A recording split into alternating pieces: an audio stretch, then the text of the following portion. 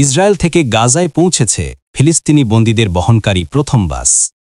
আন্তর্জাতিক সংবাদ সংস্থা রয়টার্স জানিয়েছে, হামাস বন্দীদের মিডিয়া অফিস এই তথ্য নিশ্চিত করেছে। এদিকে মুক্তিপ্রাপ্ত বন্দীদের বহনকারী আরও কয়েকটি বাস গাজার দিকে রওনা হয়েছে বলেও জানিয়েছে আল জাজিরা। বিবিসির খবরে বলা হয়েছে, ইসরায়েলি কারাগার থেকে মুক্তি পাওয়া বন্দীদের কিছু বাস অধিকৃত পশ্চিম তীরের রামাল্লায় পৌঁছেছে। চলমান যুদ্ধবিরতি চুক্তির অংশ হিসেবে এই বন্দী বিনিময় কার্যক্রম শুরু হয়েছে। চুক্তি অনুযায়ী গাজা থেকে প্রায় 1700 ইসরায়েলি বন্দীকে মুক্তি দেওয়া হচ্ছে।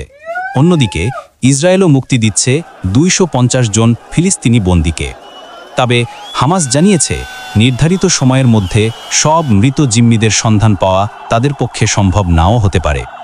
তারা আরও বলেছে, ইসরায়েল এই বিষয়টি সম্পর্কে সম্পূর্ণ অবগত এবং যোগাযোগ চলছে মধ্যস্থতাকারীদের মাধ্যমে।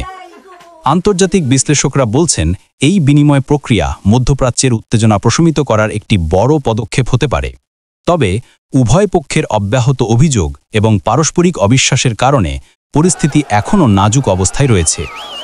মানবাধিকার সংগঠনগুলো আশা করছে, এই পদক্ষেপ ভবিষ্যতে একটি দীর্ঘমেয়াদী শান্তি চুক্তির পথে সহায়তা করবে। গাজার সীমান্তে আজকের এই বন্দী বিনিময় এখন পুরো বিশ্বের নজরে।